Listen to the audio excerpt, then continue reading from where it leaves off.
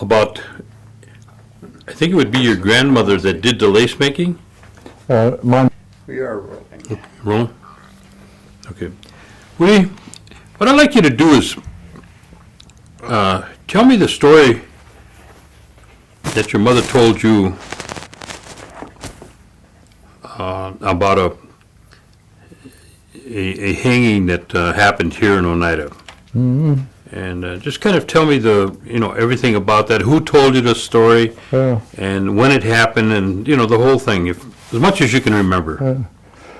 Well, my grandmother, this information came from my grandmother to my mother, and then my mother in later years told me about it, about the man who was hung at south end of our cemetery. He apparently was a veteran of the Civil War, and had his rifle. He was allowed to take his rifle home in those days, and he shot two people they were passing by in a buggy down on 172, you might say, near where the housing complex those people are. And there used to be a house down there, where the land office is, and he lived there, I guess. And he fired from somewhere there and killed two people coming down the road. And that's how he was sentenced by the Oneida court. Okay, they had a court at that time? At that time, yeah. So he was sentenced to hanging. And next thing I remember is my grandmother telling that she saw the wagon. He was coming from that direction. He was sitting on his coffin, and his mother was driving the horse. And he just sat there waiting to go to. He knew it was coming, didn't try to escape. And the people were waiting over there. That's where they hung him. And as I understand, he's buried somewhere near there, right in the area. But I've looked there myself, and I really couldn't point the finger to where it is. There's signs of graves here and there that are unmarked, so he probably isn't one of those. And his name, I don't remember that either. Did she go into tell you anything about what there was a court, or how they tried him, or where he was held? Not into detail, but they must have had a court somewhere, and they allowed him to go home after he was sentenced. They allowed him to go home. He never made an attempt to run away. Well, in those days, where could he run? He didn't know anybody else outside of here. And we just took it, went peacefully, and the hanging took place. Like I say, he's I believe, buried right near there. And this was one of the stories that your grandmother told your mother? Yes. Okay.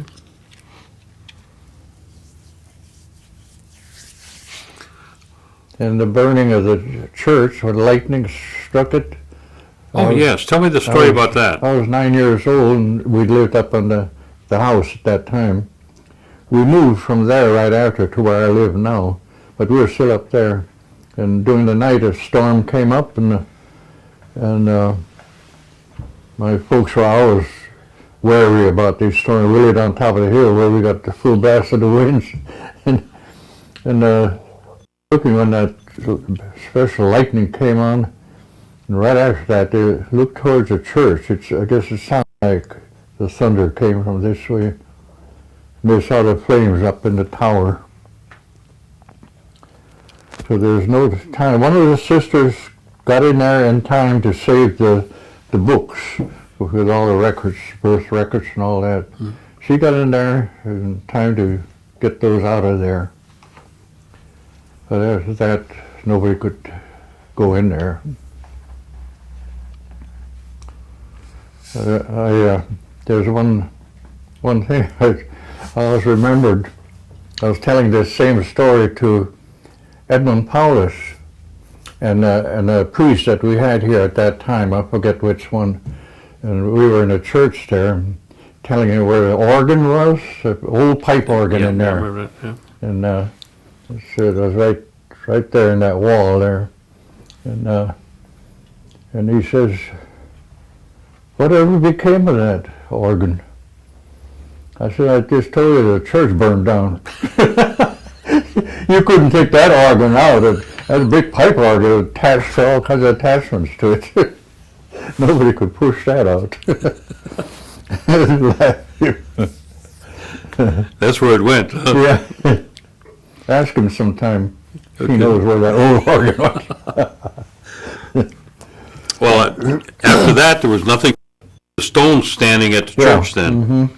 And what happened after that? What did they do? I was going to the mission school that time, and it was a great playground for us for quite a while before they rebuilt it. We used to go down the ruins down below there, and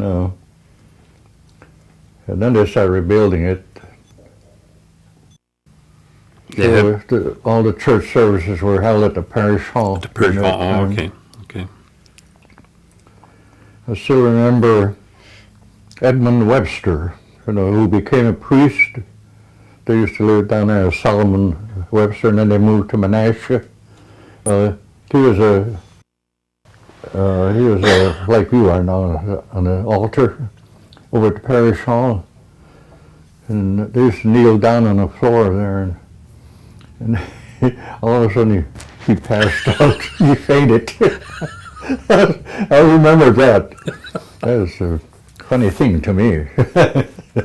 Well, I haven't done that yet. No. Don't do it while you're serving wine. Okay. I'll make sure you get plenty when you come up there.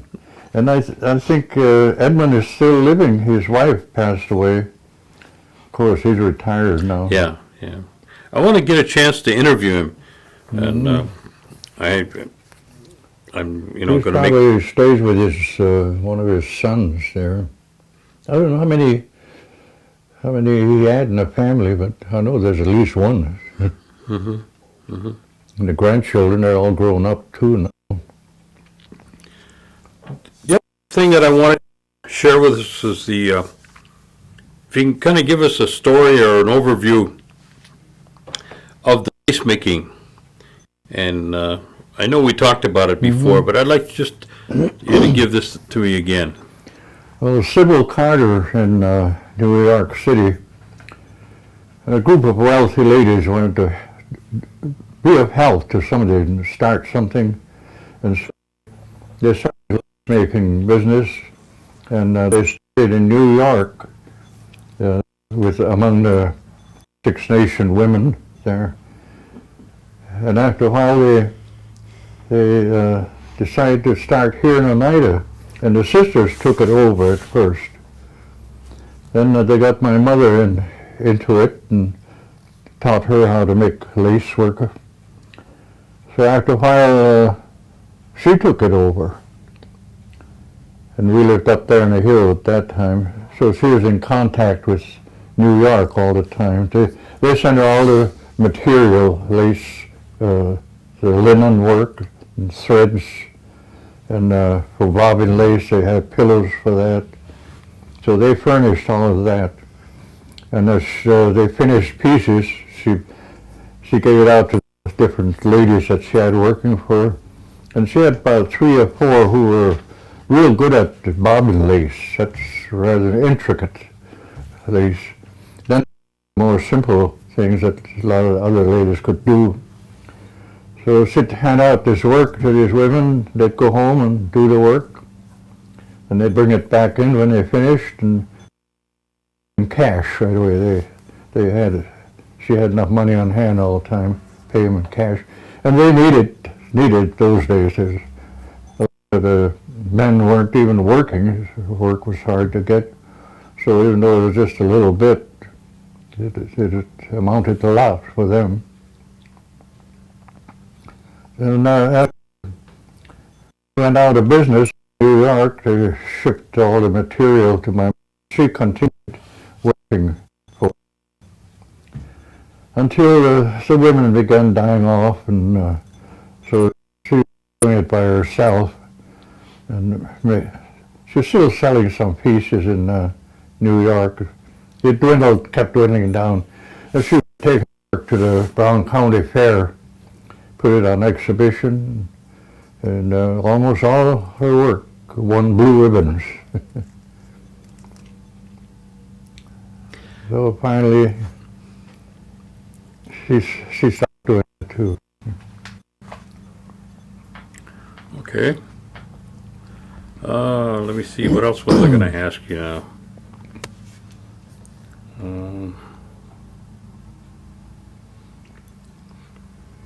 Hey, Gordy. Mm-hmm. Was it ever questioned to why he shot two people? What the motive was? I don't know. You never really knew any more about the guy in the shootings and what About than him? that. Yeah. No, not who he was. Yeah. I just heard about it, and my mother heard most of it from her mother. Like the people Yeah. that were shot? I don't know.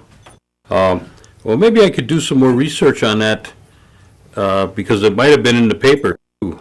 Mm-hmm. And Did you ever go to the office where they have this historical information? yeah, I wasn't looking for something like that at the time. Yeah. Maybe now I need to go back and. I know Kenny Hill he was up there looking for something concerning his family. Mhm. He said afterwards, I'll go back there again, I don't want to read all that. There must have been information there about his relatives. Maybe. Any idea what year? So it I was? think that they have information there on this hanging here. I might have. Yeah, I think someone said that one time. I'm trying to figure out what year we might be talking about that. That would be Well- maybe 1900. Before that. I was born in 1912, so it would have to be 1900 or before. Before, yeah, Probably before. yeah. Because that came from it would have been your grandmother. Yeah, yeah. Uh, Otherwise, my mother would have known more about it. yeah, yeah. Okay. Okay. Around 1880 or something, Yeah. 1880. And too that as you were growing up, the law enforcement in the area was pretty much handled by either County. Outagamie or Brown County. Brown County or Outagamie County. Story again about the Echo Gang. Well, there was some, I forget who it was. It was one of the girls got acquainted with in Milwaukee. And night, old creek on the way to De Pere. When I just lived at the creamery wasn't then. They lived there, so they camped there right in the lawn there, maybe some in the house. And they were here. That's when all these other things happened. When the fight down here at the Rose's old ballroom. Tell us about that. Well, like I said before, I was in with my VFW cap on. I guess we had a meeting. This fight started out. It started in the bar, and it went out on the highway there. It began to get serious, and he wasn't. So I went out there, and a couple of the other boys with caps on. We got to go out there and help this fella out. They liable to beat him up. So we went out there and held the crowd back. And so they let him alone. Then more police came out and finally settled the thing.